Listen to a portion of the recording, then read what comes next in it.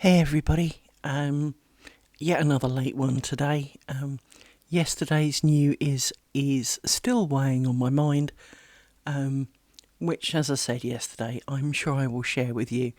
But it is proving very distracting, and I'm not allowed. I don't know whether I'm allowed to talk about it or not. So it kind of gives some hints as to what it might be, but obviously I will not confirm or deny any guesses, so don't even bother. But, oh, and of course, the coughing started again. Once again, no coughing. The moment I hit go, wanna cough.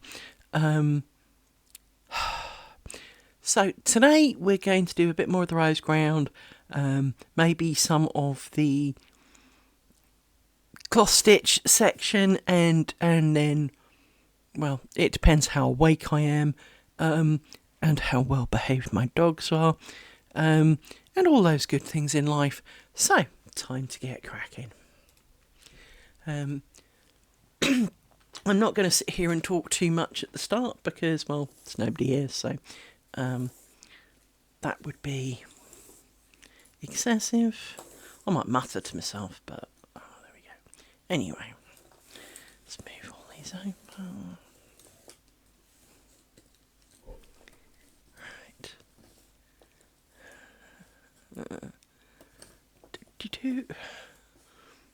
So let's move you around a bit.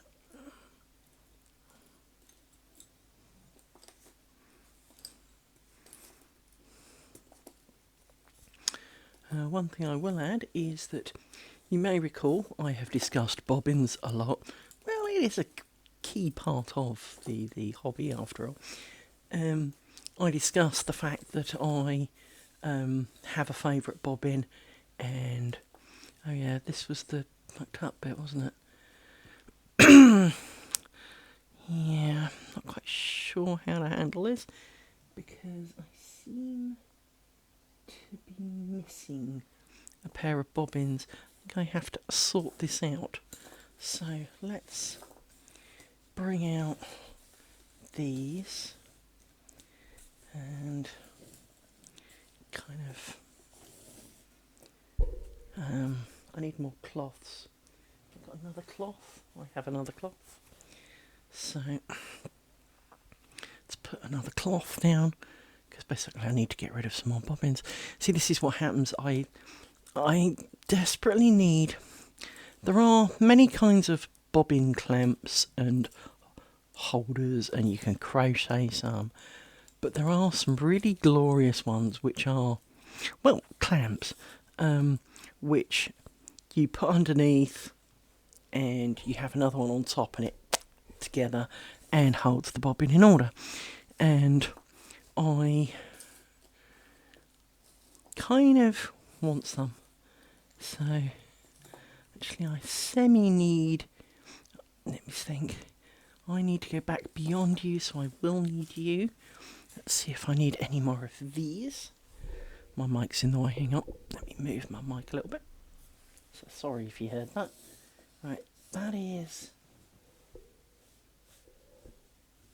somehow split round pin. Okay, so you're a pair, you're a pair. Pair. I need one more. Come on, I need you. Right, so you are the pair round the pin. So we are going to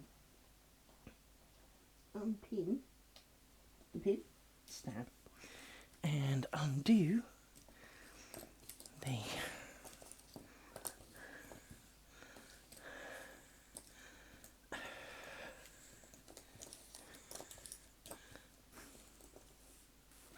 I always do this round the wrong way,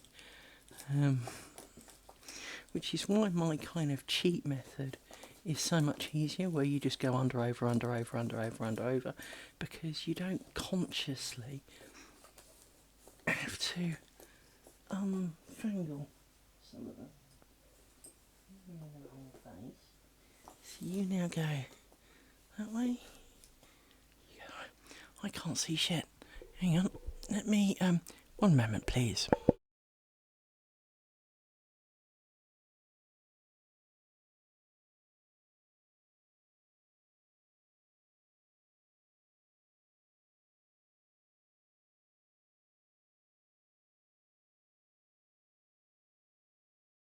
There we go. I've moved the microphone a little bit. Hang on, let me move it a bit more. There, that should do. Elevated it a bit, but it's not in the way. Then we want to take you out and work backwards.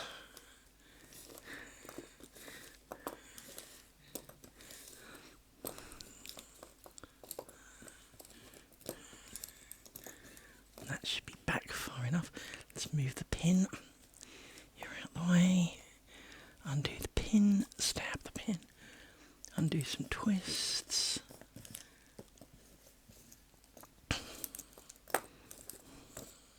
Really out breaks already.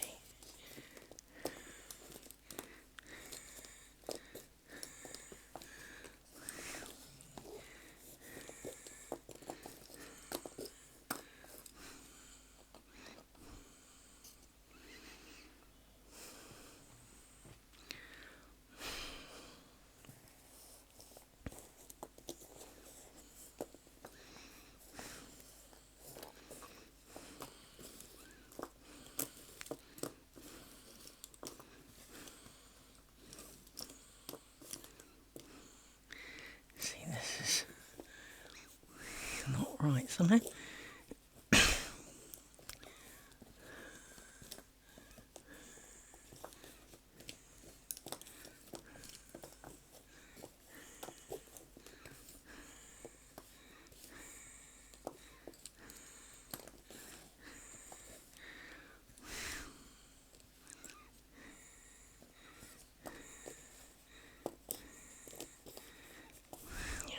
See.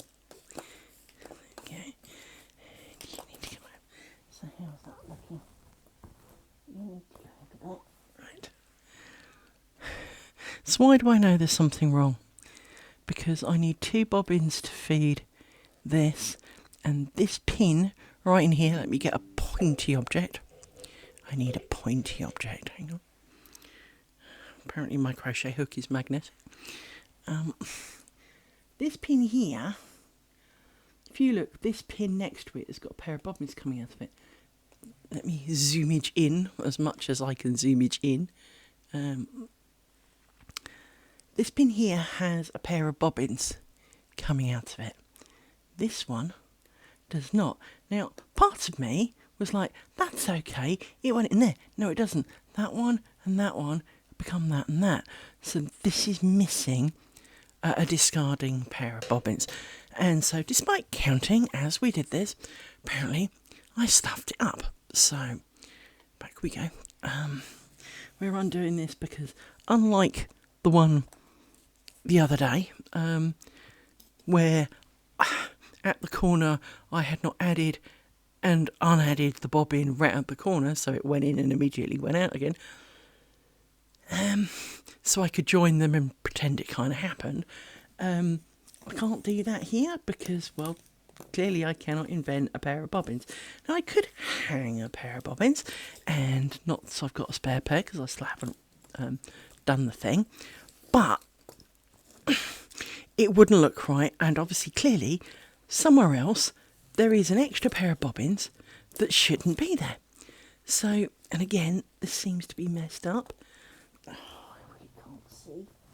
I wonder if I can make a black neck curtain. There we go. You're really confused. Okay. I wonder if I can make a black neck curtain, because then both of us might be able to see it. But then, of course, you can't see black either, because black's dark. And as a knitter stroke crocheter, I can assure you black is not a plan. Black is a very bad plan. So that would not be a good idea at all. So yes, we are...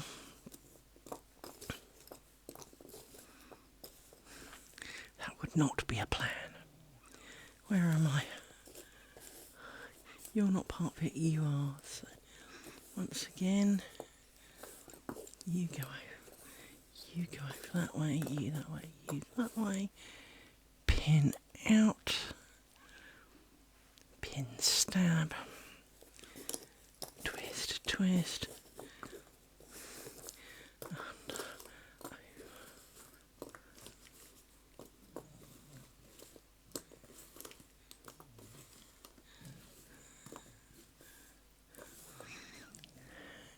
There always seems to be a bit that isn't right.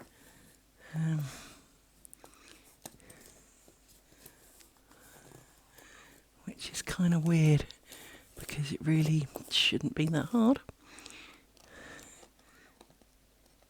Make sure I put in the right pin. Yep. Because once again, these pins are incredibly thin. It is very easy to grab the wrong one. I'm sorry I'm sitting on your foot, dog, but you appear to be on my couch while I wish to be sitting on this part of my couch. Let's shorten you a bit because you're getting a bit long. There we go. Right, so you're out the way.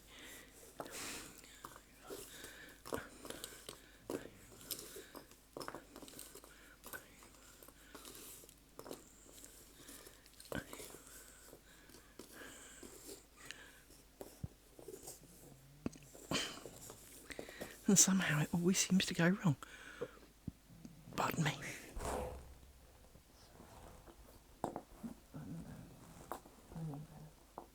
You go over as well. You go over that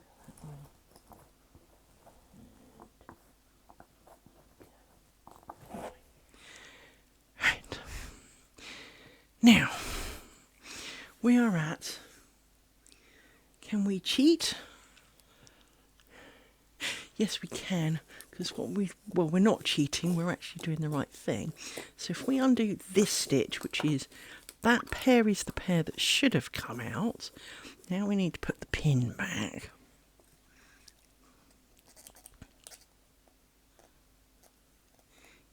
Silly little hole. And then twisty, twisty. Hating spangles. I should invent a song about hating spangles, shouldn't I? Because that's only 3 pairs, and then here's the 4th.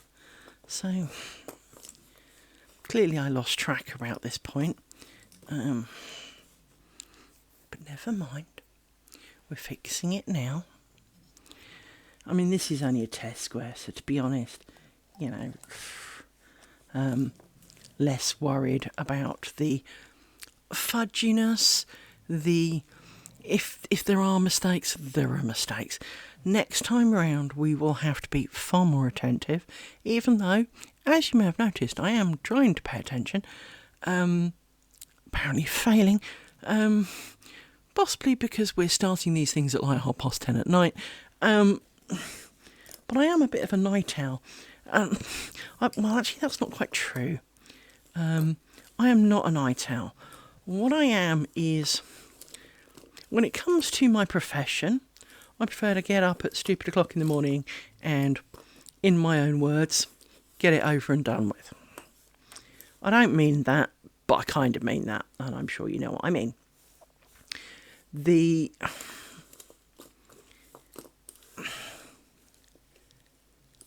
I need to check this, because actually, no, I don't want to be doing you. I need to be throwing you out. Thank you, otherwise we're repeating the same issue. It's not that I want to get it over and done with, but if I get up early, I go and do my job, which, it's not like I hate my job, but I go and do my job, and then the rest of the day, once, say, 4 o'clock hits, is mine. And for me, this is a glorious thing, because in the summer, we all know that daylight is a bit longer, and like I said the other day, your commute, you're fighting with less other idiots on the road. It is a practical thing, right? It is a very practical thing to be on the road before everybody else, and not be in rush hour fighting against everyone and his dog. If you are at the leading edge, chances are less pile-ups will bring you sorrow, because hopefully they happen later, and all of those kind of things. So it is beneficial to get up earlier, get on with it, and all those kind of things. So I have always done the earlier shift if I can, leave it earlier, and then the rest of the day is my own. There is more consecutive hours to be doing me things. And it's worked pretty well for me over the years. So, I'm not a morning person. I do, however, when the alarm clock goes off, generally, whatever state Liz is in at that point is the state that Liz will be for the rest of the day. So if I'm in a foul mood, Liz is in a foul mood for the rest of the day. If I am not in a foul mood, well, then that's the Liz you've got for the rest of the day. So it is flexible as to what will happen. Now, I'm getting a bit concerned that there's 3 on this, because we found on the other ones that the numbers move, and we worked out why that was. It's because, obviously, you process going forwards and add 1, so we add to make 4. But when you change back, you drop 1 and then work the rows, so you feel like you have less. But at this point, we've already seemed to have less. So I feel like I have missed something, screwed something else up perhaps, which is why maybe I made the mistake on the grounds that the count is no longer adding up. God,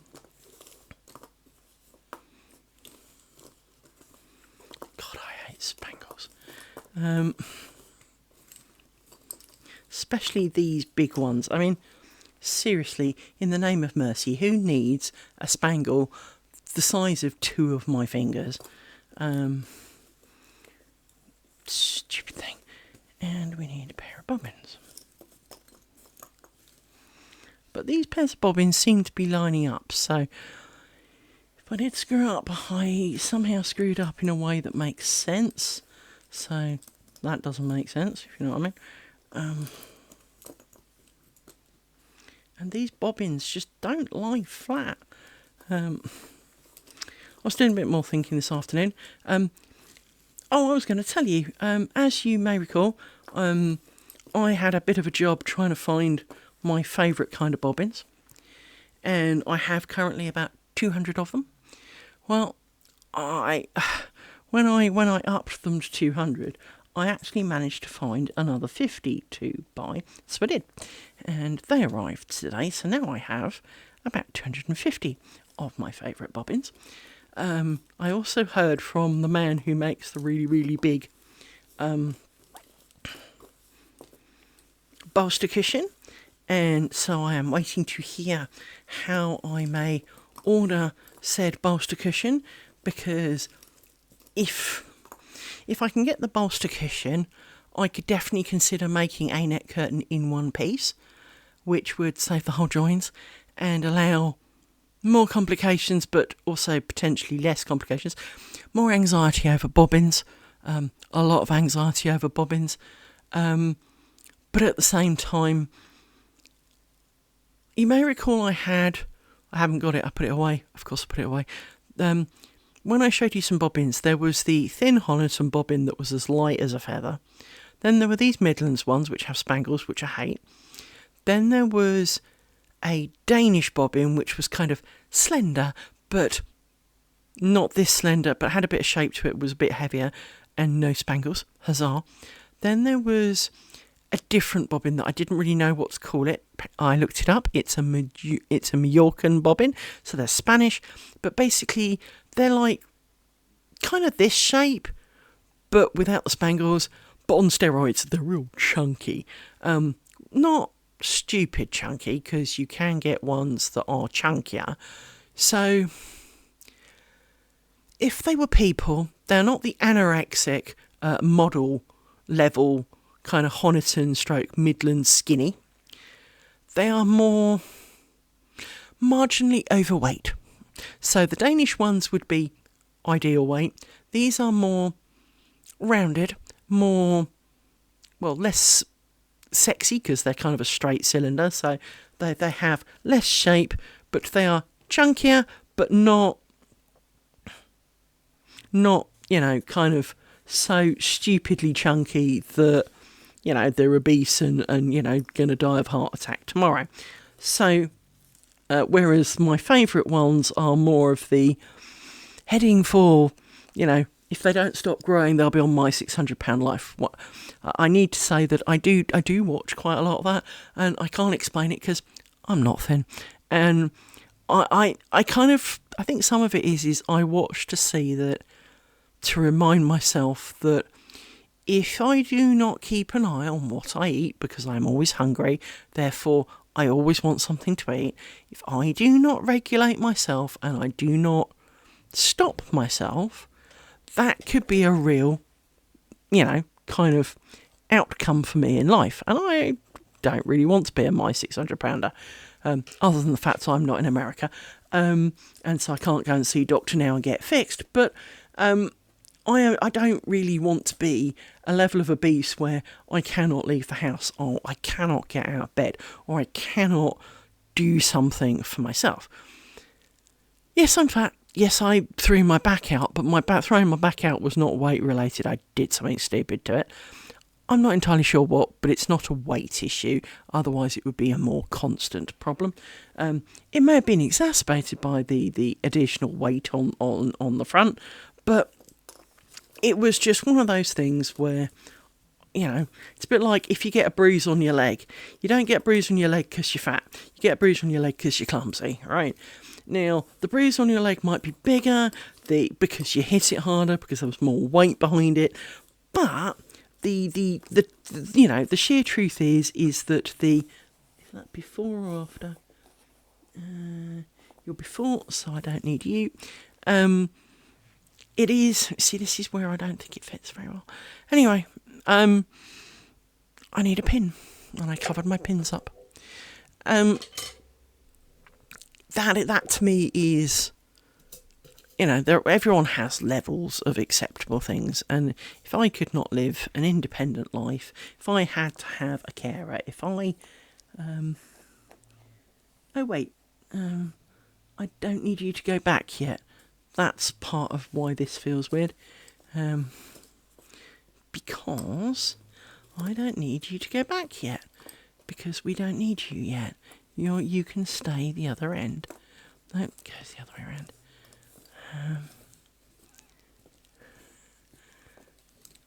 Over.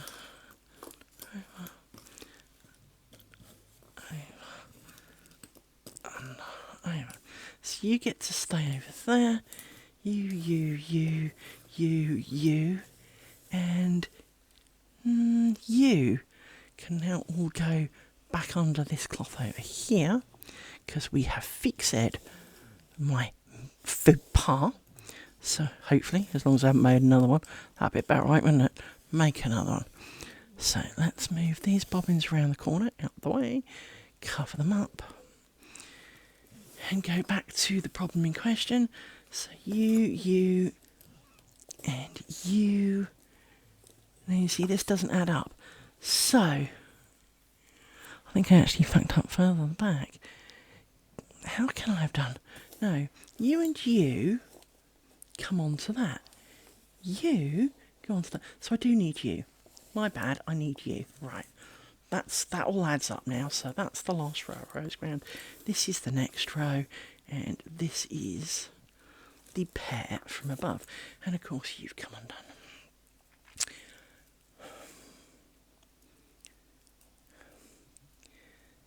I was looking around on eBay earlier, and I've said to you how bobbins are not cheap. Well, some bobbins are not cheap.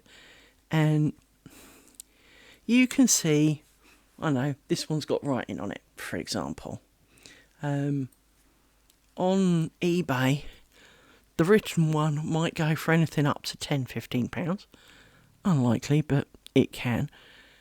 And yet at the same time, you'll find 60 bobbins plus a pillow plus some stuff, £15. And I was quite fortunate recently in that one eBay thing I bought. I don't remember what I bought. I bought an eBay thing. And of course, this isn't twiddling around. I bought an eBay thing, and the girl wrote to me and said, as you're buying that, would you be interested for an extra, not a lot, into pillows to go with it.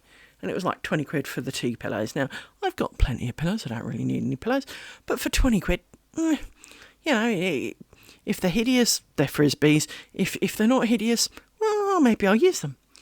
And there's a company in the lace making world in the UK called Newham, spelt Newham for the Americans, Newham. Their stuff is the Louis Vuitton of British lace making. Their stuff is impeccably well made. And was incredibly pricey. Anyway, the stuff that she said, you know, I've got these 2 pillows. And to be honest, I didn't pay a lot of attention when she sent me a picture. I kind of vaguely looked and went, yeah, they look like 18 to 20 inch. Okay. You know, because you occasionally see some lace pillows on eBay and they're not even as wide as this square. And they've got a little tiny roller that's basically, you know, an inch wide in the middle. And you're kind of going, what the hell would I make with that? And, you know, there's only room for like 4 bobbins, if that, on the whole thing. And you're kind of going, it's not even usable, surely. But, so, this lady sent me a picture. And as I said, I didn't overly pay a lot of attention to it. Bent pin. So, when it arrived, I was slightly taken back. Because one pillow was, you know, average normal pillow. It was a fairly cheap one. I mean, when I say cheap, it probably, you know, if I was to buy one similar to it today, it would probably cost me 30 quid. But this was an older one, so potentially the foam maybe was slightly degraded or whatever. But it wasn't particularly. It was in fairly reasonable shape. Perfectly good pillow. And the other one was a Newham pillow. And it was kind of like, you do realise, you know, I didn't say this to her obviously, but if I put that on eBay, I could get like 60 quid for that, and you've given me 2 pillows for 20 quid. Even though I got the impression it was her stuff she was flogging, it wasn't like, you know, I found this stuff in my granny's cupboard and we're just getting rid of it. So I gained this magical, gloriously, you know, highly sought after thing, basically for a tenner. I haven't actually used it yet. I have a problem with block pillows, and I'll demonstrate on this little gap here. Let me zoom in, and I will explain my problem. Right, so let me zoom in and twiddle across a bit. I know it's a bit on the left, but there's a gap. Well, imagine your pattern is over the gap, because the idea is, part of it is that you can shove the pillows up and down, or left and right, depending on where the gap is.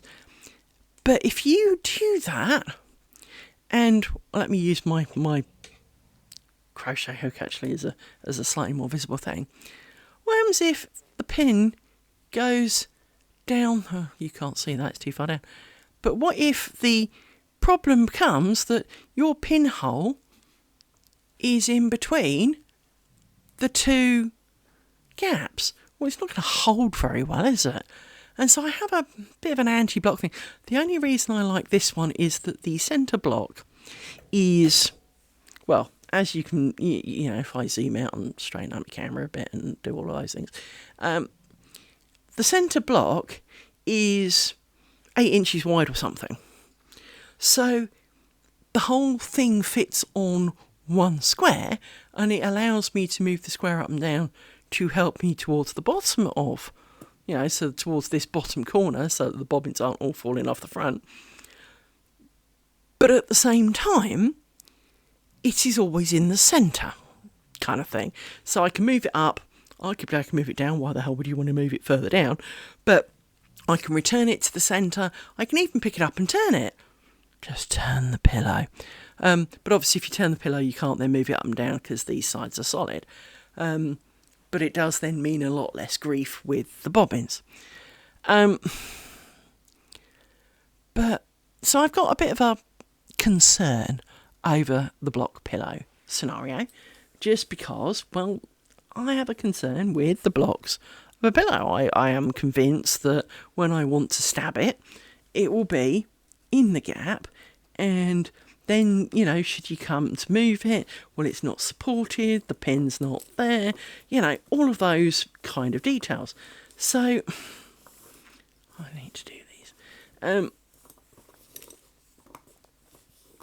So yes, I am somewhat, I won't say paranoid, but feeling concerned that block pillows and I are not best suited, bar this one, because of its design.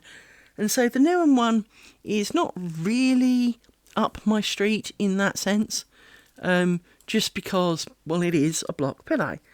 I do have an exceptionally glorious roller pillow, and it really is a thing of beauty. You will get to see it one day. It has like a 9-inch wide roller, so I can make some really wide things. It also has the advantage of the fact that it's 70 centimetres wide. That's quite a lot of width after all. Bear in mind my window's only 43, so think about that. The pillow's 43, obviously the roller is not on, so you can't really make not on the roller. But, it's 70 centimetres wide, meaning that you can pack a heck of a lot of bobbins on that. Plus, of course, being a roller pillow, you can chuck some over the back. There is plenty of room for the whole bobbinitis, and it would be ideal in terms of bobbin management if I could have done this square on it. But you can't work sideways on a roller. So, sadly, that will not be making its debut during the whole curtain shenanigans.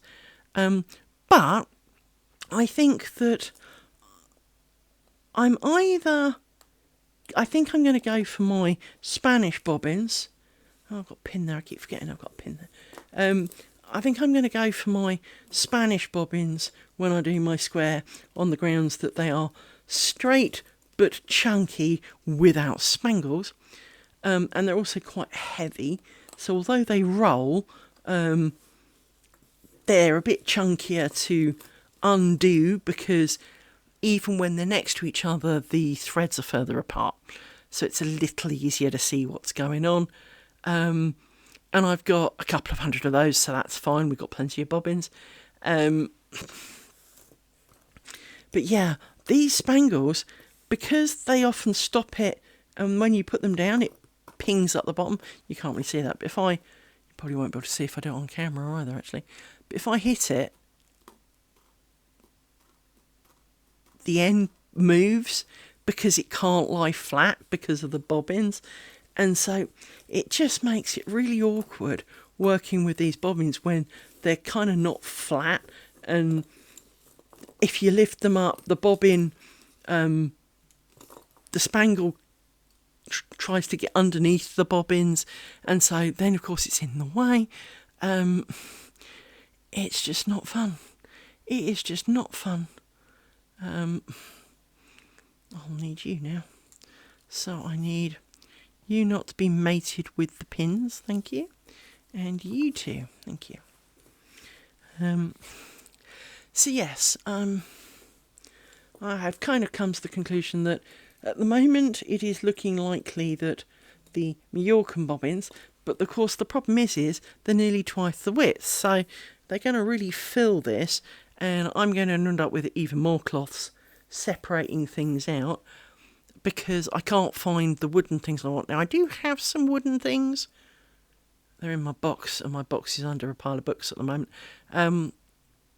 I have a sewing box thing full of lace-making bits, and, well, as I said, it's kind of under a pile of books because I was gluing a few more bits of cardboard to the back of my favourite cheap pillow made out of the cooler lid, because I wanted to give it a bit more strength, so I could put a bigger piece of cardboard on the back of it so that it had kind of more of a base to balance on things, to give it more stability and security and longevity of life, because I don't want the dog to try and stand on it or something, and for the dog to stick its foot through it or something stupid. So, because the dog tried to stand on this today, which was quite amusing, because this being a lace making pillow, you won't be able to tell, but if it can tilt, Yeah, you can vaguely see in the camera it's tilting down to the left there.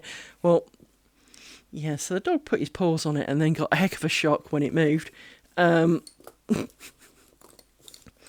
Which made me laugh at him, but I don't think he found it as funny as I did. Bless his little furry socks. So, yeah, hence I want to have a bit more of a skewer base, because this is supported as a circle in the middle, and obviously I want to make sure that should, Roy stick his fat feet on it, he's not going to break it, because then I'll have to order a load more pasties, won't I?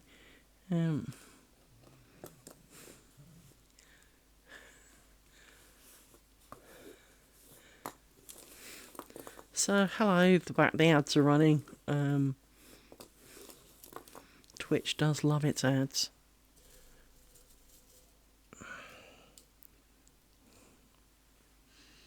I don't know whether you see them or not. Some countries don't get ads, apparently. If you have Turbo, you won't see them. And if you subscribe, you won't see them. But I don't have any subscribers, so that's not... it's not a thing at this time.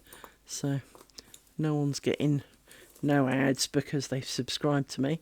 So that doesn't feel right. Why? You are wrong. That's not the pair I needed to be joining together. You are already spoken for. Please leave the field. You two need to go together. And you two go together. So yes, I think Spanish bobbins seem to be the plan. Have I really drunk all of this Coke already?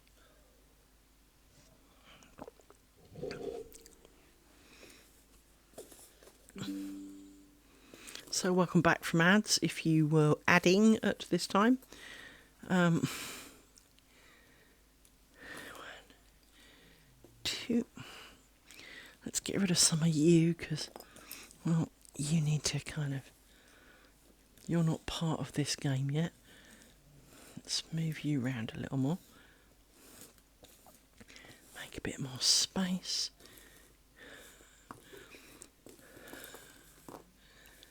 So yes, what's today's? Today's Wednesday, apparently. I thought it was Tuesday, but then I thought it was Thursday yesterday. So clearly I have no idea whether I'm coming or going. Which is... and it's bin day tomorrow. Here in the UK, or many parts of the UK, our refuse collection comes every week, but they collect different things on alternating weeks. So, for example, this week for me is green bin. Now, green bin is not recycling, although it is recycling in other areas not far from here. Green bin is standard kind of down the trash pile, dumpster site, the burning tyre yard kind of thing. It is the generic waste of things you can't recycle. And then tomorrow will also be brown bin. Brown bin is garden waste as long as you have paid for it. We have to pay extra for the brown bin people, even though they come round and might be in your road anyway. You need to pay 100 and something quid a year for them to come when they're in the mood and break your bin like they break mine, and do all of that. And you also, if you don't have a brown bin, you have to buy a bin off them, unless they break it, in which case they do it free of charge. But not always, because one of the things that I read when I found my brown bin had met its demise, it split all the way down the side, was that I went online to see what the process was of, reporting broken brown bin, basically to see what they might say, what the process was. And I found a lot of reports stating that my particular council almost certainly would charge me. And it was kind of like, well, it wasn't broken before you came and collected it. It's clearly mangled now. and yet you want me to pay for the replacement bin. Fortunately, that turned out not to be true, and I got my replacement bin, and you have to have a magic sticker to prove you paid. So I got my sticker, like 3 weeks later, and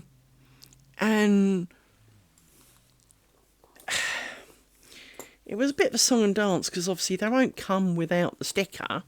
They came and collected the old bin, so it's not like they could look at the old one and go, well, she had a sticker, this is the new bins, because quite clearly it's new, it's really shiny and perfect. And so it's not like they could do something based on that. And so they'd taken away the old bin with the sticker, and there's no way you're getting those stickers off.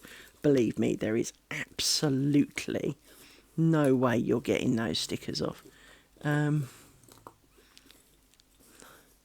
Why does this feel so wrong? Why does this feel wrong? Let me undo that. So, let me take you out a second, because that didn't quite work right, did it?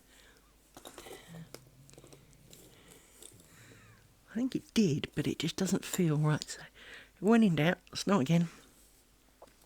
You're a bit short, so let's lengthen you a little bit. So, you're out of that one. So you two come this way to meet you two. You do that. Pinnage. And that. Which of course leaves that near the bottom, which makes it look wrong. Then I need to do it to you two.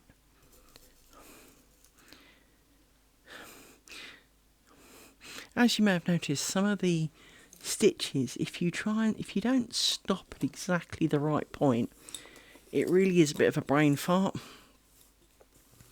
and you have to kind of start again, because when looking at it, it's a bit like if you do double knitting. If you do double knitting, the row of knitting that you're looking at is not the current row, it's the previous row. So you have to look at the loops on the needle, not what's in the knitting. And that does take a bit of practice, although I took to it fairly well because I was a crochet dude, so I kind of took to it reasonably well. But it was, and I used to do Tunisian crochet with colour changes, and again, you look at the loops that you make on the hook rather than what's in the current work. So, but when you're doing this, sometimes if you stop at slightly the wrong pace, because like when you do, but with each of these square rosegrounds, once you do that first stitch, you put a pin in, and they're almost pulling down, pushing against the pin. When you do the closing one, until you start either of the two side ones, those two pairs that come out that top pin are pulling down, and so it looks like you haven't put the pin in yet for the top one, and so it looks wrong and messy, and then your brain starts doing I'm not sure I did the right thing. Back in the 80s, when computers were new and shiny, one of the things you used to do was get a magazine, and in it would be a computer game. Not on a disc, because we didn't have discs. We maybe had a tape, but no, you have to type it in. Now, in a way, it teaches you quite a bit about the way a game is written, or how games were written back then. It taught you a lot about the game that you were writing in, because obviously you now had to sit down and type it all in. And as part of that, you kind of learn, if nothing else, how that person had written the program. But an awful lot of the programs back then were 1 to 200 lines of actual code, and then what is only known as data statements.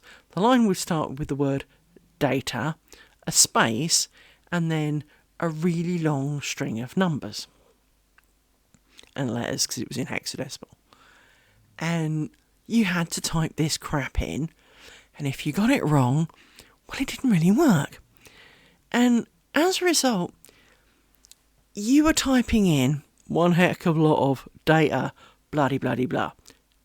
Return, next line, data, bloody bloody bloody bloody blah.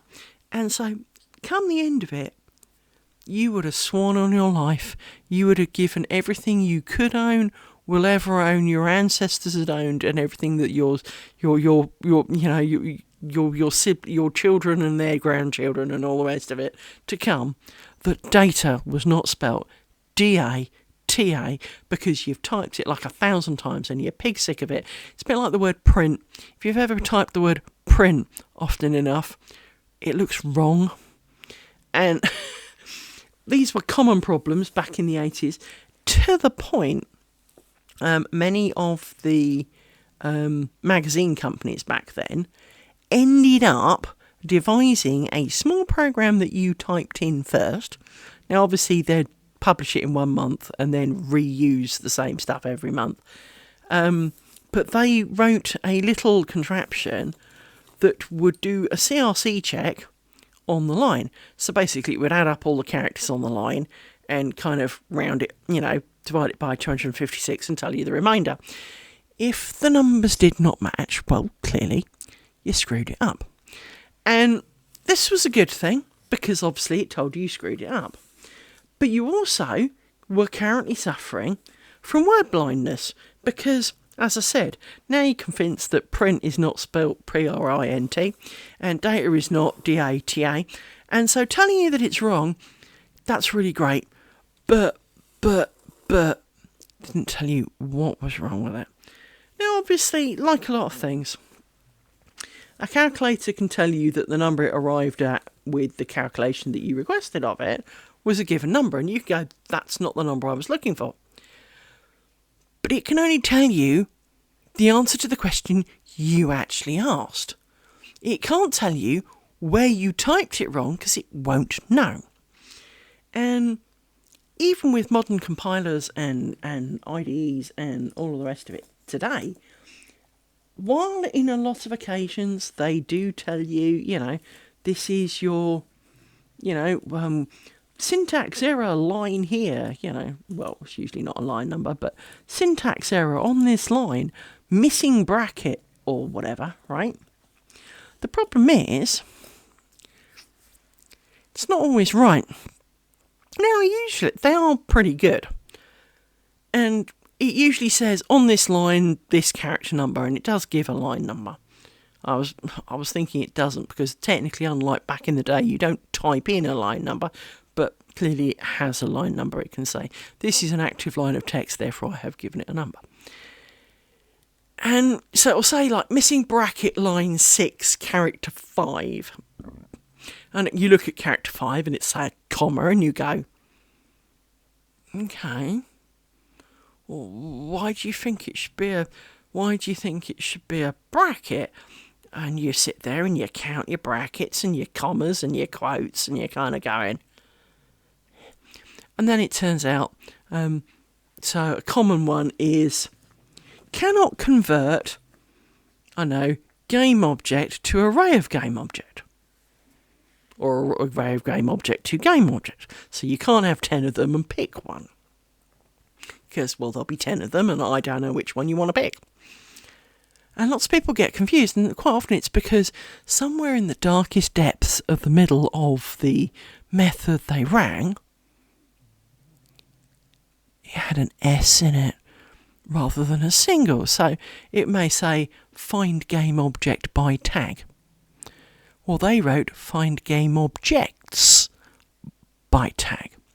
So, of course, now it's going to find all of the game objects by tag, not the first one. And they go, I don't understand why it says that. Well, it's because you didn't type it right. I've checked everything. Well, clearly you didn't. I spend a lot of time on game programming forums, and the number of beginners. Now, I'm not saying it's their fault, but the number of beginners who swear on their life they have checked everything, that they have followed the tutorial to the T, and you look at it going, no, you didn't. I have not seen the tutorial that you are following, but I know that is not what they typed, because they'll have added semicolons at the end of completely stupid lines that completely invalidate everything. They'll have put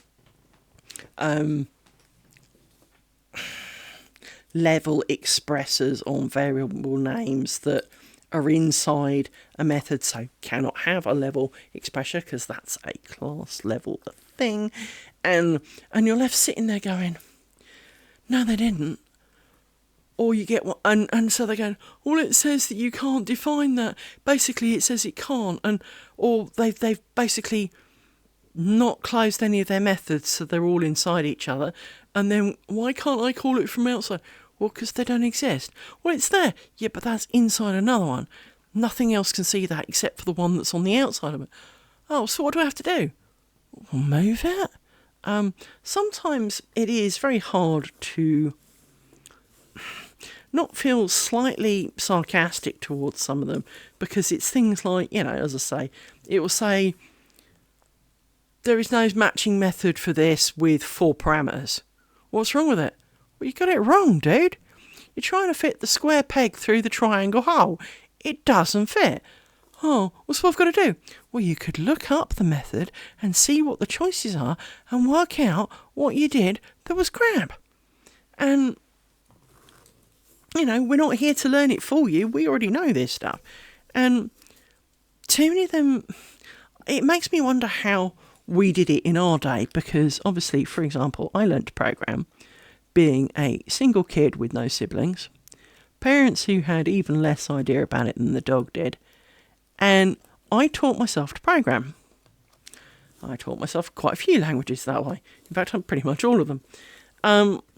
So it puzzles me how. Obviously, learning a language today is a piece of cake.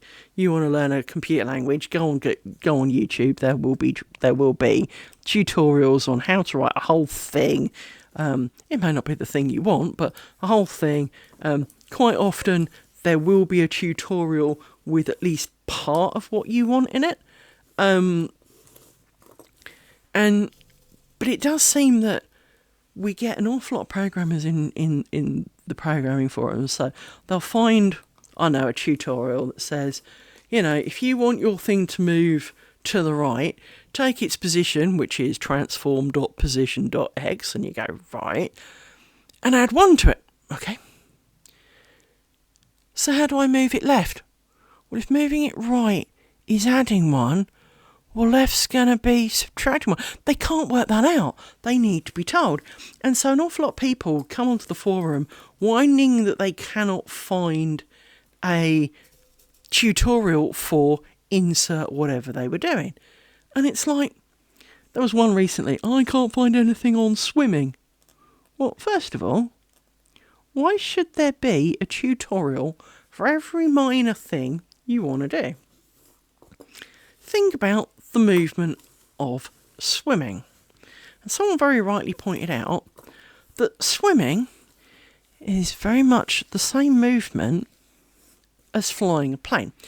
Now, obviously, not in terms of human animation, so you don't, if I wiggle my legs and my arms, I do not take off. But in terms of going up, going down, turning left, turning right, cannot do immediate turns. You need to kind of more slowly turn like a ship would, and all those kind of things. It's very much the same as flying a plane. So, because said user had gone, oh, there's no tutorials like it. It's like, there are hundreds of tutorials. A, on swimming, B, on flying a plane, and it's exactly the same. Oh, but it doesn't do what I want it to do. Your mother does not lay out on YouTube absolutely everything. You're supposed to get the gist of how it works and go and do your own. And too many people end up in what quite a few people have lovingly termed tutorial hell, which is they do a tutorial on, say, how to make basic movement for your character. So, using the curse keys, for example, you can now move up, down, left and right. And then it's like, well, I want to be able to move my camera. So they go and find a tutorial on camera movement. And they do that, but it doesn't use, say, the curse keys, it uses other keys. So then they get upset because, well, it doesn't match what they've already got. So they go around and they maybe find another one that does match, so they go off and they do that, and they use the code from that. But the truth of it is that many people are not understanding the tutorial. They might as well just download a copy of the code, copy and paste it in theirs and go, right, I've collected one of those. Because if you're not, back to the if x plus 1 moves you to the right, how do you move left? Well, -1 clearly sounds like a potential. A lot more people would have far more sympathy for them if they came along saying, I've done this tutorial and it says that to move to the right, I do x plus 1. Am I right in suggesting that if I do x minus 1, I will move to the left? Now, nearly everyone will write back, well, did you try it? Because it's not going to, it doesn't go and murder your family in the middle of the night if it doesn't work. I mean, you save your work, right? And if you use some form of source control, which is highly recommended by everybody, if you save it and mark a note of, experimenting with camera movement or whatever it is you're doing, if you make a big absolute balls of it, you don't save it. And you go back to where you were before you started and go, well, I won't be trying that one again. I've done that so many times. Being a programmer is not as exciting as people think it is. It's also not as hard as people seem to make it out to be. It's a bit like me and tallies, I guess. I made out how hard that tally was, and I really did make a pig's ear of how hard it was, and I was really making far more effort out of it than I'm sure it needed to be. And so it's not that I don't have sympathy for them, because of course I do. We were all new once, but an awful lot of us had to learn without an internet, without anyone to go to say, yeah, when I did this, it did something funny. I wasn't expecting this, or this is not an error message that, it tells me that the bracket's missing, but I don't understand why. We didn't have any of that. All you had was stare at it longer until you find it. Now, don't get me wrong. This was painful and frankly slightly unnecessary, because back then you didn't have the IDEs that kind of went, oh, here's some code completion. Here's what methods are available for this method. Here are some, you have used this library. These things are available for you. We didn't have none of that. You got basically almost like a typewriter and you had to type it down, and it gave you no hints as to whether you wrote an utter pile of rot or not until you hit go and it just went, no. Error. There was an error, right? So, do I think that people today should learn in an environment where pain and a lot of time wasted is a good thing? Well, to an extent, yes. Because otherwise they are not, so many of them are not learning. So many of them are copying and pasting someone's work, and then when they need it to do something else, going and grabbing someone else's work, trying to mash them together, usually failing, because they don't understand what actually either set of code actually does, and then comes posting on a forum, this says this error, it says, I know, I provided 4 parameters and it says there's only 3. Well, that's because there's only 3, love. And also, what should I do? Well, provide what it wants. Why are you sending it 4? Oh, well, this said it would be 4. Yeah, well, clearly they weren't using this then, were they? It is that kind of problem. And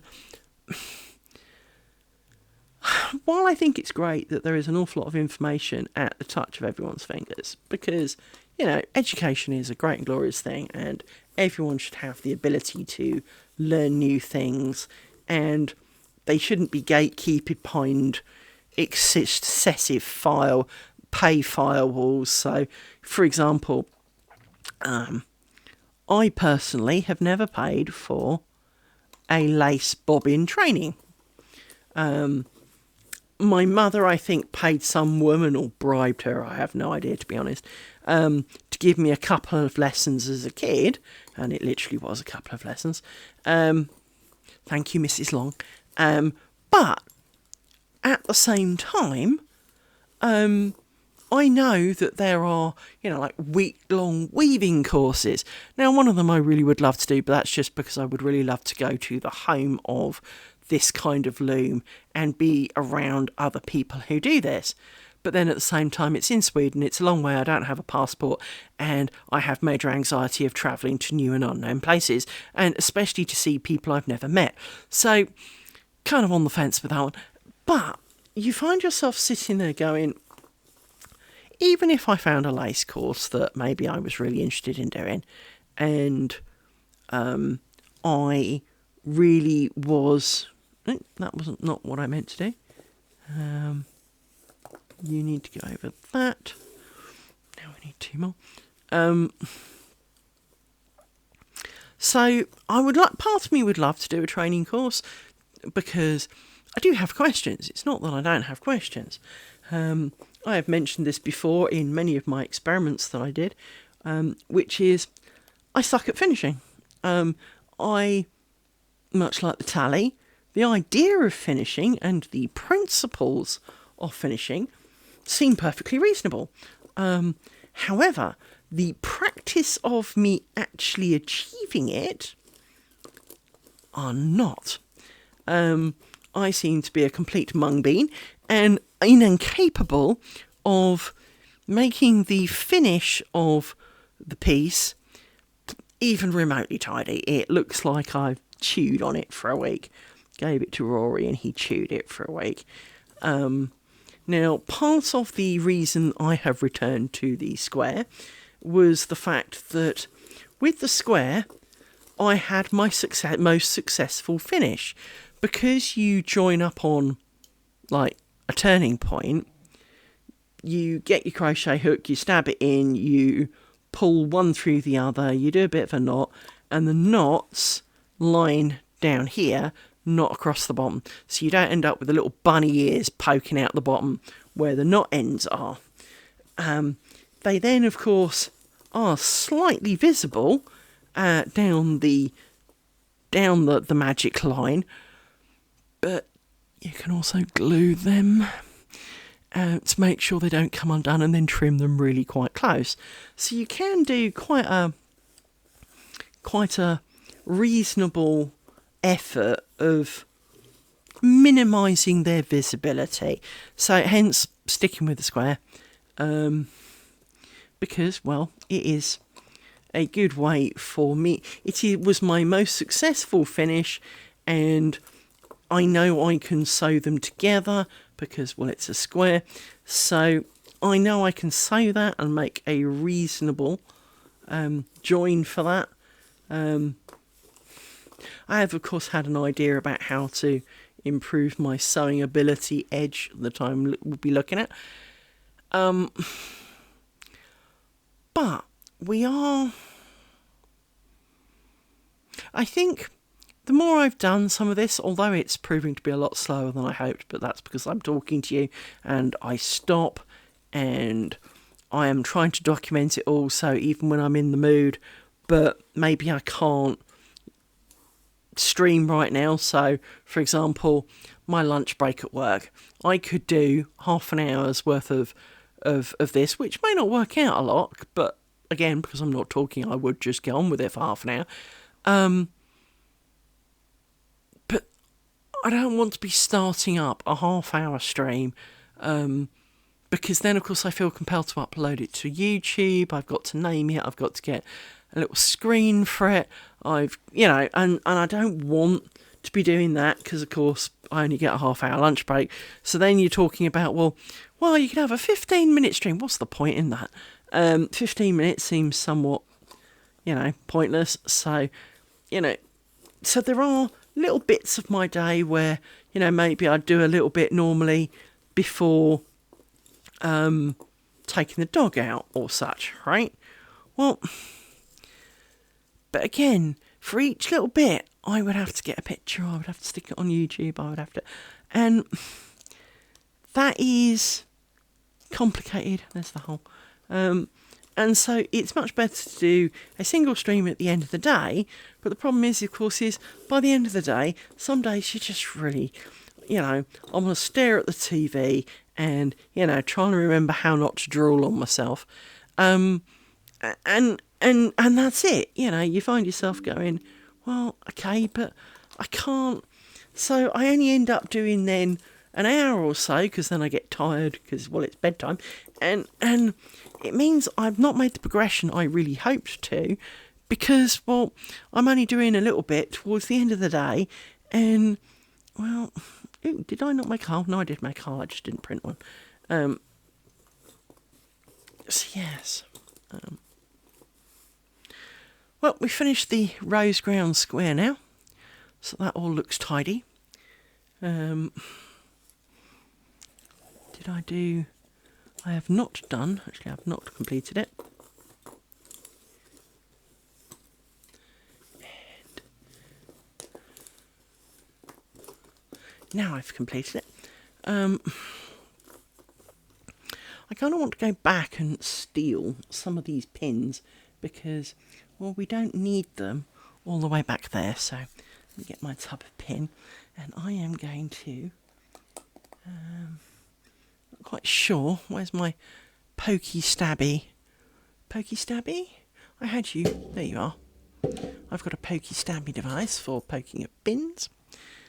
I can't really see down the side, but I think those are pins I need to push down, along with all of these. So pokey. You can't really see because the cloths are getting in the way. As are the threads. So actually, let me use my pokey thing to lift some of them up a little bit. Get them out the way a little bit. But I'm trying to push down the edge pins. I just bend that one, never mind. Doesn't really matter. Poke. I think you're an edge pin, I can't actually see the edges from here, which is really annoying. In fact, let me turn it. Let me turn it round so I can see. Right. So I have done all of that. That's good. Bent the heck out of you. Let's see if I can't squidge you in a little bit more. Done all that. Right, I've all the way down to the end. That's a good thing. Turning it round. So now I can be comfortable, put my thing down, of pulling these pins out to do the big reveal on this roseground here. Got a fistful of cloth. So let's see if I can tuck the cloth back a little bit. Pull the pins out. You can't really see because my fat hand's in the way, but can't really do a lot about that. Yeah, because I've got to grab the pins. So, and you can't do it by magnet because, well, that wouldn't be precise enough.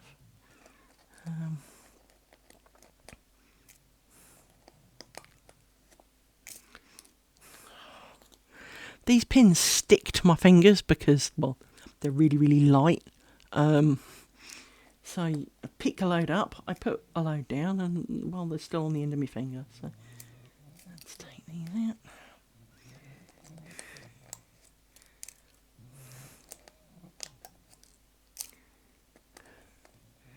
What I will do... Oh no, I can see them. I couldn't see. Where's my magnet? I was messing with my magnet, so don't be surprised that there's a piece of elastic on the end of my magnet. That's my pin off the floor retrieval system, but I have a big fat magnet that lives attached to my table because I play with them like fidget toys, to be honest. Because, well, that's something I do. If I pull all of these out, and we can zoom in a little bit and have a good look. And I'll take some of them out, some of these out, some of these. I need to grab a pokey device again and go down this side, so I'm going to turn it and check what I'm poking, of course, because I want to be sure I have saved all the pins that I need to save.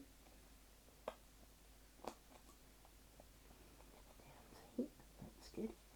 There's one extra one there. You can come back out. There. So, pull out some more pins. I won't be pulling out all of these because clearly I haven't kind of replaced too far down. I can pull out quite a few, which will make the whole cloth sitting down on it a bit better. But if I now reveal, there's a couple of extra pins in here that need to come out. You're all good. Give you a bit of a press to make you neat and tidy. But if I now zoom on this top part, not that clear, disappointingly, but as we discussed yesterday, and it's not that focused either. Well done, camera. There it is. But as you can see here, we've got our ground stitch up here in the corner. We've got our lovely little square rose grounds. I do quite like those. Although bottom one here, well, let me get my crochet hook. Where's that wandered off to? There it is.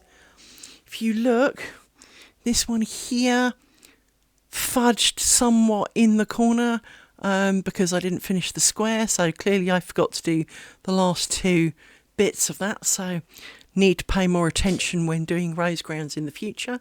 We've got our cloth stitch bit that looks a bit mangled about here for some reason, but never mind. Actually, that was where we fudged it a bit, wasn't it? But, oh no, that was on this one. We fudged this corner, so that was probably partly why I had to fudge this corner, was that I missed, because this pin here represents where I fudged it.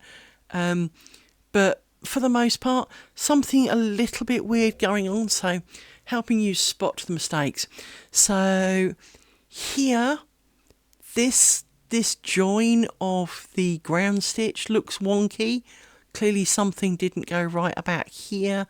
Maybe a lack of twisting, but something funky happened here.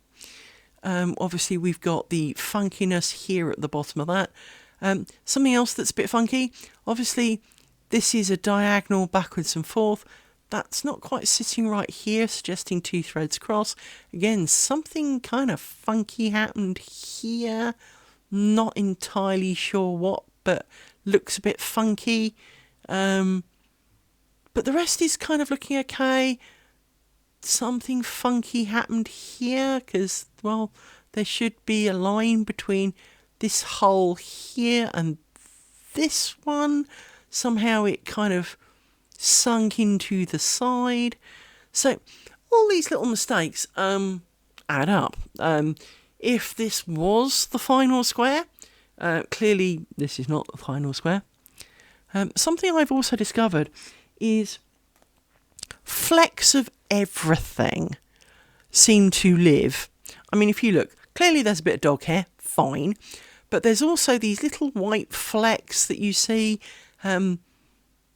I believe some of them are my eczema, but I don't have it on my hands, so not quite sure that that's that. I only get eczema on my head, don't ask. Mainly in my hair, more to the point, which is tied back at all times, so not like that's flapping around in the breeze.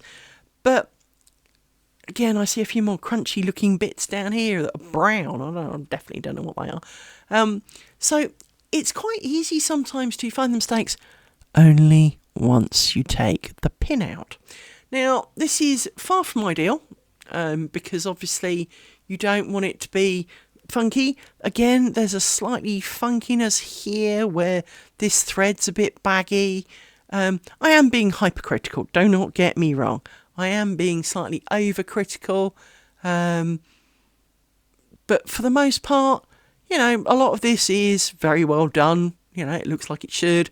It's, you know, it's clearly keeping its tension because you can see that all the dots kind of line up with the little pinholes. Same with this. While they have moved slightly to one side, it's, you know, they have all retained their position. And why is there a dot there? That doesn't quite look right. Anyway, whatevs. It's the dot in the... Okay, that one, the middle one is the middle dot. That is one where... Oh, look. Again, faux pas. If you look at this... Right, if you look at this square, for example, there's a edge, corner... Sorry, a corner, a corner, a corner, a corner. If you look at this square, there's a corner, a corner, a corner, a corner. But the bit that goes across here where this dot is visible that aren't on the others, there should be like a joiny, bridgey bit. I forgot a bit. So, clearly, I am not doing well in my consistency. I need to try a lot harder. Because obviously, the more fudges there are... Now, some of these would not entirely show. I mean, if this was a lace curtain hanging in your curtain, you would not probably spot unless you were bored. Of course, once you've seen it, you can't unseen it, but you would probably not overly notice this because it is still kind of squarish in shape. Similarly, this joined fudge here wouldn't really show up. These make it a bit funky here because clearly there is some weirdness going on that doesn't look quite right around this section here.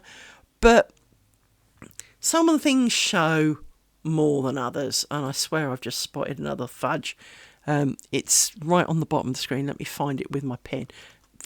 I know you can't really see it, but if you look here, it looks like I've forgotten to do the bottom half of one, like this one here. For fuck's sake. Sigh. So it is quite easy to make a mistake, partly because I'm talking and not concentrating, I think. And obviously this is not a skill I have perfected. Now, I'm not going to pretend that my other square was perfect. We know my other square was not perfect because I made a hole instead of a spider because I didn't do it the same as all the rest. I did have another thought. So here we are designing a square and we're thinking this square has the potential to be the one, right? Or at least one of the ones for the curtain. Well, it depends on how long my bolster cushion takes to come. Because, well, I had a thought. A lot of people have been doing spiders. Yes, I know I hate spiders. I am aware of that. But a lot of people have been making like scarves out of thick crochet thread and spiders. And it's a very in thing to do. Well, it would also kind of work as a net curtain. Now, I know I dismissed it on the grounds that I didn't like the big holes that it left. I remember all of that. I also remember explaining to you I didn't like the honeycombs because it made a big hole. Well, I saw a clever lady who, while she was calling them rosegrounds, which are these little squarey things to me, and most of the torsion world, but instead of... Because in not that I can overly explain it well, but if you have 3 dots by 3 dots, what you do is you work the top dot, the next dot and the end dot, the side dot, 2 dots. You then work that bobbin and that bobbin into the middle lower side, and that one and that one into the middle right hand side, and then those two into the bottom one, skipping the hole in the middle. Well, what she did, and it's like it's frigging radical, is she took a bobbin from this pin and a bobbin from that pin, crossed them over in the middle so that they joined. So there was a cross in the middle, and it's a very thin, delicate cross, but it is a thing of beauty. So this has reawakened the potential for the honeycomb. So, for example, we could fill the middle of our square here. Let me zoom out a bit. So the middle of our square here, instead of making it more ground stitch, like here, we could put honeycombs with the crosses in. Now, currently they wouldn't fit, because, actually, would they? There's a 3 there and a 3 there. So that would, let me quickly calculate. Hang on. 3, 3. Oh, I've lost track already. Where's my pointy stick? Because my fat finger's in the way and I can't see them. 3, 3, 3, 3, 3, 3, 3. We could make those honeycombs with a cross in the middle. And so the middle would be different, but still not have fly holes in. And actually, we could try that.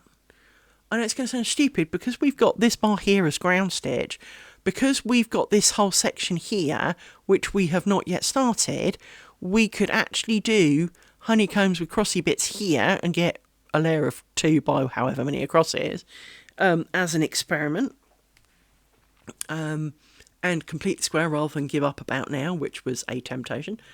So we may do that. Just to see how that looks, because that could be quite nice. Because I really did quite like the look of how that came out. And as I say, it's not like it's ridiculously complicated. It'd be easy to make a mistake on it, do not get me wrong, but it would be a good way to do that. And you'd have to make sure you cross them all the same way and all that kind of stuff. But I do think that if we're sticking with squares, this square has really high potential. The cross stitch, the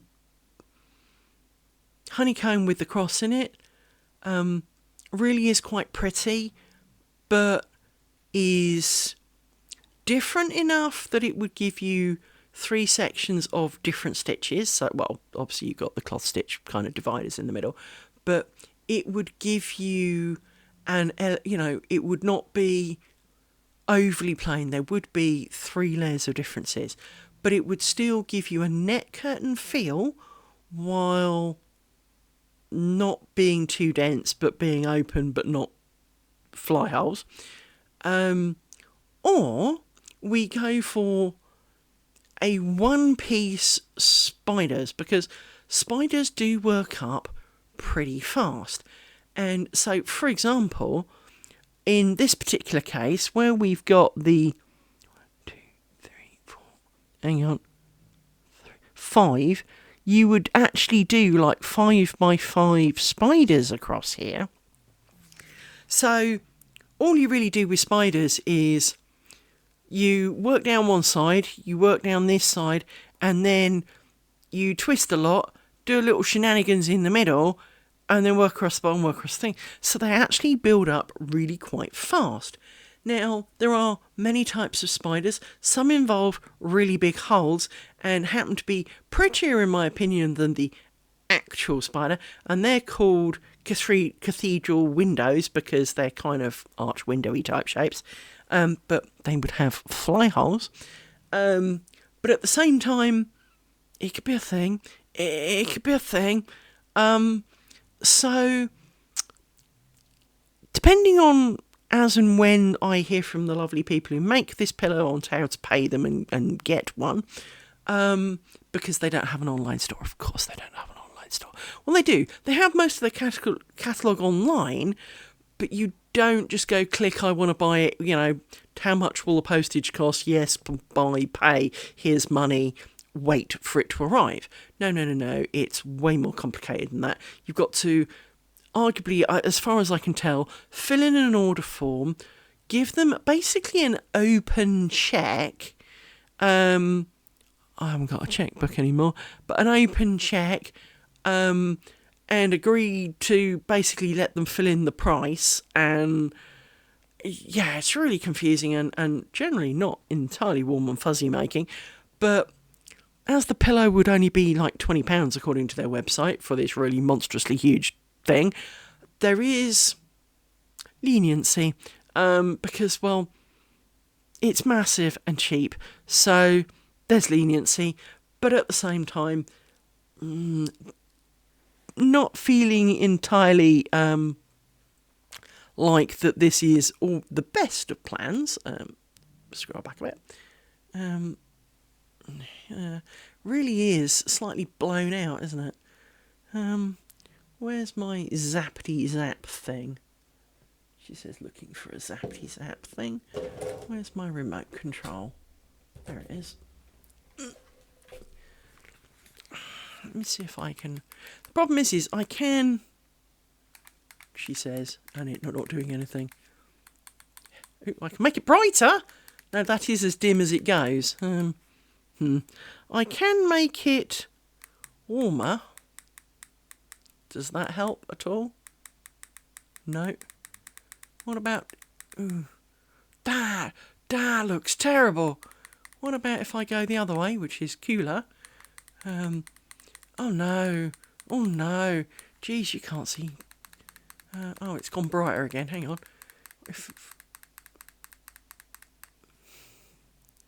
You see, it looks alright for a little bit, and then goes brighter. I wonder if I can faff with some settings a second. Let's see if I can faff with some settings a little. And no, you don't do anything. Well done, computer.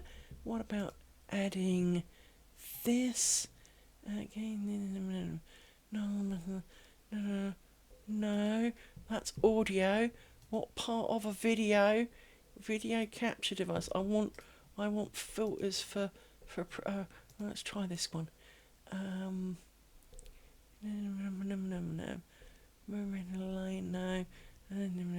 Sharpen, no. Mask blend.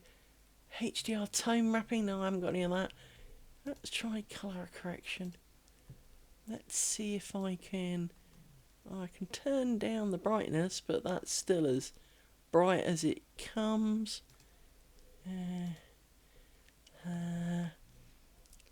Let's see if we can...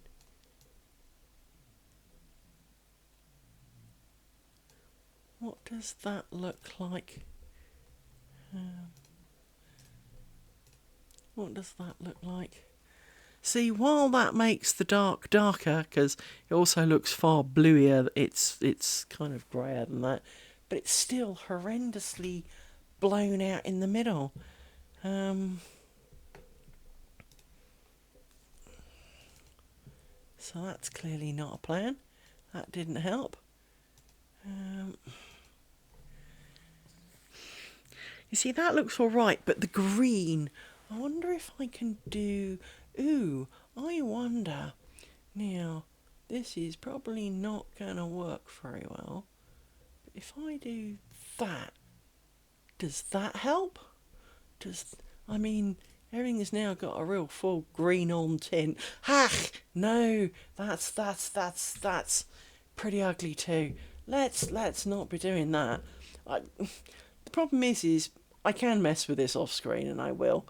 But to be honest, I do kind of need it to be recording and doing something. So I can make it pretty colours, but I can't seem to stop the white blowout. Ooh, that might help.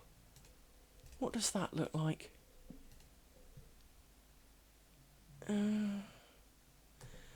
Probably looks better zoomed in. If I zoom in again, kind of helps a little, but not a lot. What I was hoping was to kind of match the green colour and see if I could almost get rid of the green colour so that you don't see the pattern. Green screens and all that. Which is technically... that's a colour multiply. Let's see if I can do... Is that the thing I want? Colour type green. Similarity. Ooh, actually, I'm onto a plan. I'm onto a plan, chaps. See, how does that look now? I mean, on my little mini screen, that stands out a lot better, does it not? I mean, the green bit looks a bit pants, but the white stands out better. If I scroll out now, you can see the pattern a hell of a lot better. See if we can't improve on that just a little bit more, because we seem to be onto something now. What happens if I get rid of the colour correction portion? Let's get rid of that. The white stands out. You see, the white is standing out really quite well there now.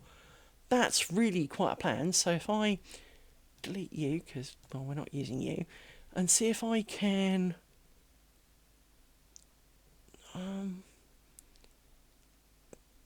around about there seems to be good. Smoothness... yeah... colour spill, what does that do? I'm not entirely sure. Opacity.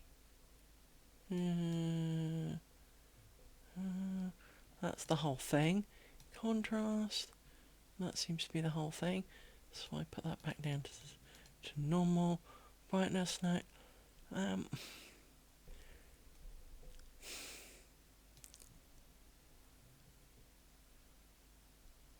don't want it to get rid of the white bit, but that is, I mean, the green bit looks pretty awful. I can almost see the TV noise on top of it, but you can see the lace portion so much better like that. I wonder if I can add to that, because there is a noise reduction thing I thought I saw. That was under sound, wasn't it? I expected to see some form of crop, tone, blend.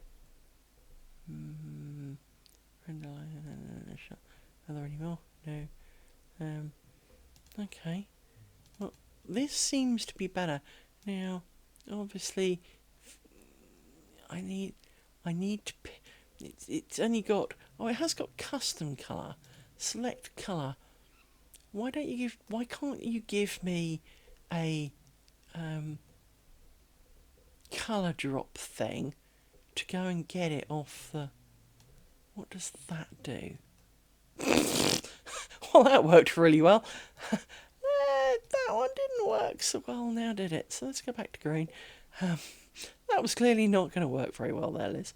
So, but that does help you an awful lot. As I said, I apologise terribly for the video noise effect, but it does mean you can see the lace so much better. I mean, even zoomed out, you can still see where the pattern will be, but you can see the lace that I've made so much more clearly, without completely trashing the rest. So now we've discovered this. It's basically midnight, but I will play around with this a little, trying to see if I can improve the noise effect on it, because it does look pretty migraine-y, inducing. Yeah, that looks pretty bad at full screen though, doesn't it? It really looks like some bad 80s TV. So close, my friends. Does the lighting make any difference now? Actually, it might.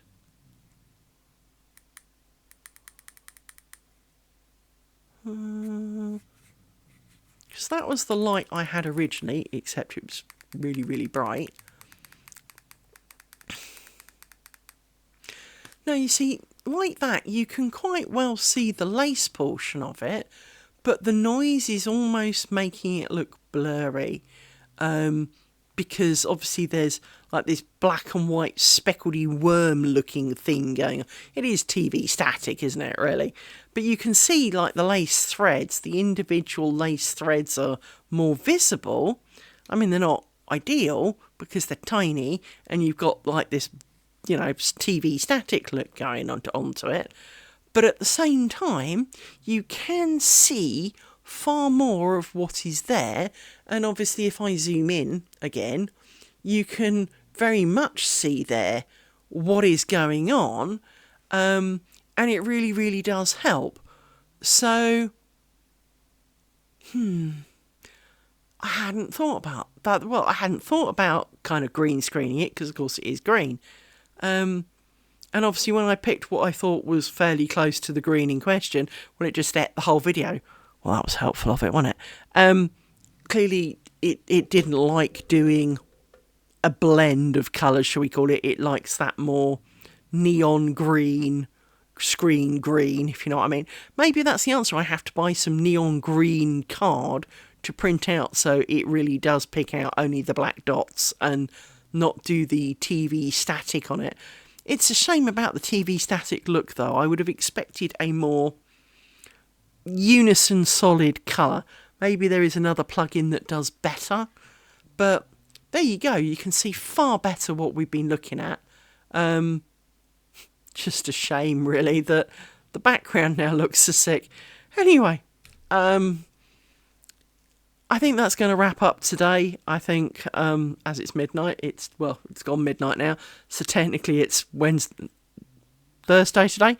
So yes, we will return hopefully tomorrow, and if nothing else, for sure Friday afternoon, and hopefully I will have played with this a little bit more to get a better look for this, because we're getting somewhere. We really are getting somewhere. I mean, in the tiny thing that I have on my screen right now, it looks phenomenal, but that's because I can't see the wormy TV static bit.